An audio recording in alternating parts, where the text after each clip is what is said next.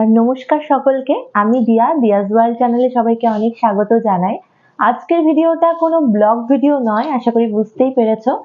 আজকে আমি hair care tips নিয়ে কিছু আলোচনা করব।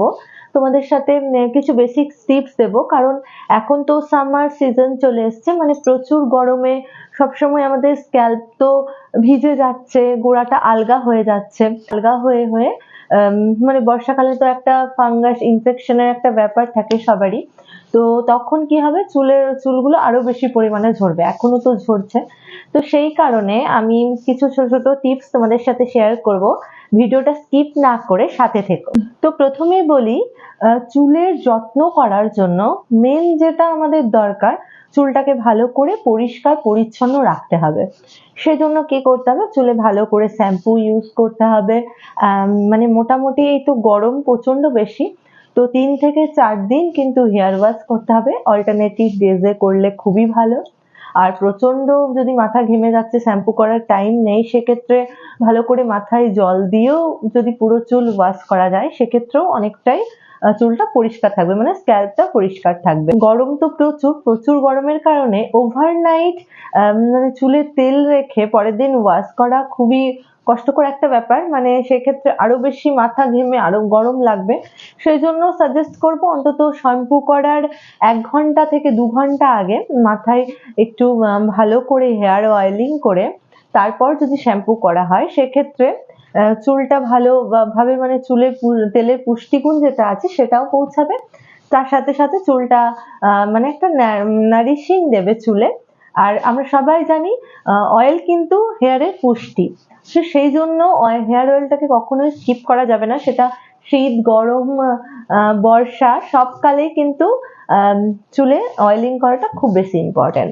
চুল অয়েলিং করার আগে কিন্তু অবশ্যই চুলটাকে ভালো করে কোম করতে হবে। অনেকের মানে ভয় থাকে না যে চুল অনেক বেশি উঠবে যত বেশি আঁচড়াবো, কিন্তু এই ধারণাটা সম্পূর্ণ ভুল।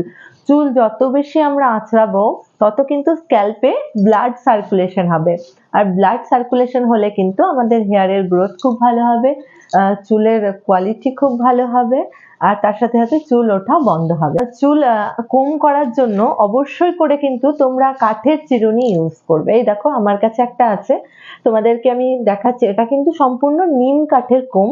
আমি এটা অনলাইন একটা সাইট থেকে কিনেছি। তোমরা চাইলে যে কোনো মানে কসমেটিক স্টোরেও কিন্তু এখন খোঁজ করলে পেতে পারো, কারণ এখন মোস্ট ডিমান্ডিং এই উডেন যে কোমগুলো আছে, এই ধরনের চিরুনি খুব ভালো। বাচ্চাদেরকেও তোমরা কিন্তু ইউজ করাবে এই কাঠের চিরুনি। প্লাস্টিকের চিরুনি অবশ্যই স্ক্যাল্পে ইউজ করা ভালো নয় মোটে।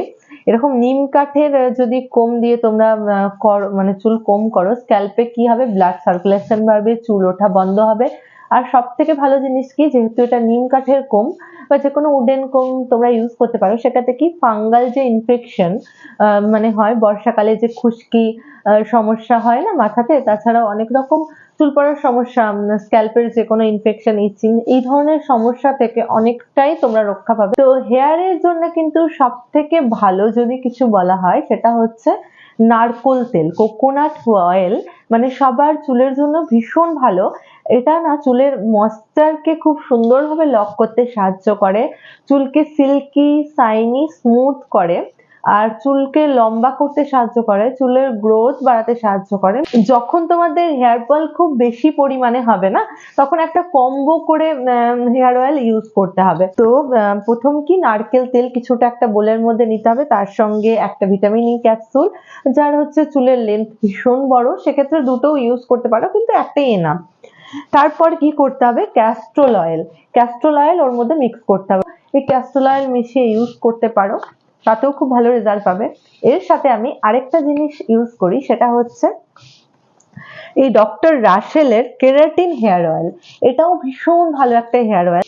এটার মধ্যে না মেথি অয়েল আছে, তোমরা এটার বদলে যে কোনো মেথির অয়েল যে আছে না, মেথি অয়েল, সেটা তোমরা ইউজ করতে পারো। এই সব কটা অয়েলকে একসঙ্গে মিক্স করে ভালো করে চুলের গোড়ায় গোড়ায় প্রথমে ইউজ করি, মানে স্ক্যাল্পটাকে ফাঁকা করে নিয়ে ভালো করে চুলের গোড়ায় গোড়ায় ড্রপ ড্রপ করে ইউজ করি। কোনো ড্রপার থাকলে খুব ভালো হয়।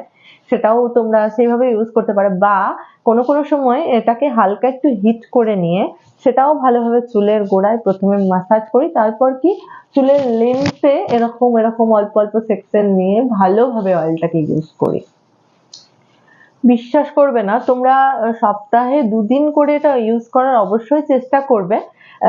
যদি 3 দিন ইউজ করতে পারো তাহলে খুব ভালো, যাদের প্রবলেম একটু বেশি তারপরে আস্তে আস্তে 2 দিন ইউজ করলেও এনাফ, কিন্তু ইউজ করতে হবে। যদি প্রপার ভাবে 1 মাস তোমরা ইউজ করো তাহলে একটা খুব ভালো রেজাল্ট পাবে। অনেক ছোট ছোট বেবি হেয়ার তোমাদের স্ক্যাল্পে দেখতে পাবে, প্রচুর বেবি হেয়ারে মাথা ভরে যাবে, আমি এটা কথা দিচ্ছি। আর অবশ্যই যদি কোনো ইন্টারনাল প্রবলেম থাকে সেক্ষেত্রে ডক্টর কনসালটেন্সি প্রয়োজন।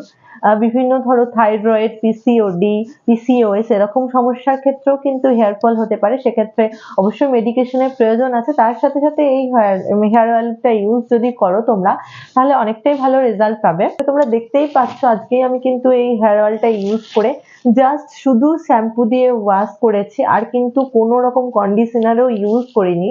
তাতেও আমার চুলটা কতটা সিল্কি আছে, মানে তুমি 15 দিনও যদি ইউজ করো তাতেও হেয়ার ফলটা তো কন্ট্রোল হয়ে যাবে, তারপর 1 মাসের মধ্যে কিন্তু নতুন হেয়ার আসবে। তার সাথে সাথে যারা চুল লম্বা করতে চাচ্ছ তাদের জন্য খুব উপকারী। তো আজকের ভিডিওটা আর বেশি বড় করব না, এরকমই আরো অনেক অনেক hair care, skin care tips পেতে আমার চ্যানেলটাকে অবশ্যই সাবস্ক্রাইব করে পাশে থাকবে। দেখা হচ্ছে নেক্সট ভিডিওতে। সবাই ভালো থেকো, সুস্থ থেকো, নমস্কার।